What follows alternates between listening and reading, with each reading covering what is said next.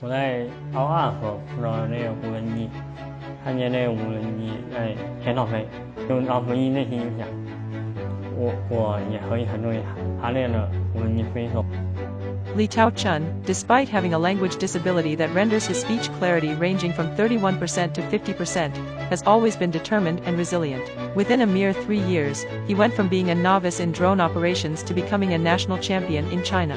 This remarkable feat was achieved at the National Vocational Skills Competition for People with Disabilities, where he emerged victorious in the drone control category, earning the prestigious title of National Technical Expert.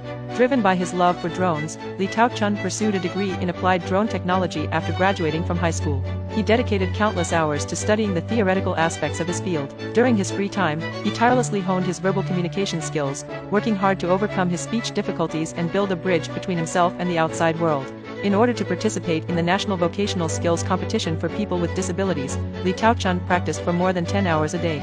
He overcame the challenge of handling different drone models and, within just 1 month, mastered fundamental techniques such as drone welding and hovering. As a result, he clinched the championship title in the drone control category.